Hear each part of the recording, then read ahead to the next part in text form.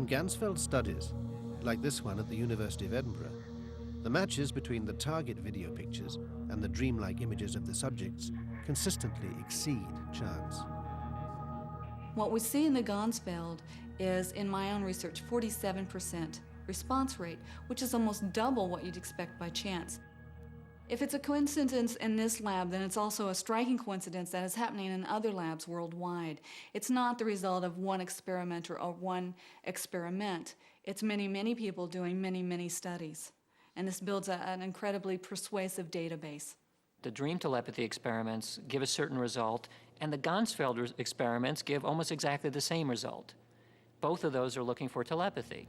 And the fact that you get the same kinds of results in both cases is extremely convincing. As access to the external world is closed off, the brain turns inward, dipping down into deeper levels of consciousness.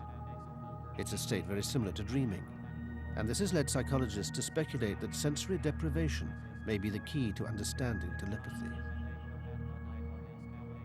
You can think of this as something like a range or a spectrum of awareness. Most of the time we're right on the top, our surface level awareness. But there's all kinds of things going on underneath that, very, very deeply all the way down. In dream states and in the Ganzfeld state, what's happening is that there's not very much happening at the surface level because the senses have been cut off. And we're able to pay attention to a little bit lower in the spectrum of awareness. And the deeper we go down into there, the more we're able to get access to things that we're not ordinarily aware of or can pay attention to. If psychic ability exists, it's clearly not a large ability that we're using all of the time, otherwise we'd notice it, there'd be no debate about it. It must be something that's very subtle. And one possibility is that this psi information, if you like, is in our unconscious, and we need to be in a psychologically quiet state in order to gain access to it.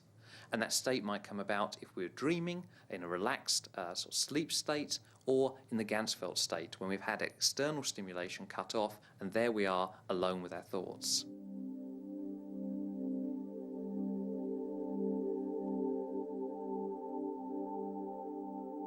Perhaps then, age-old stories of psychic dreams really are evidence that deep in the subconscious there lies the power to tap into a sixth sense.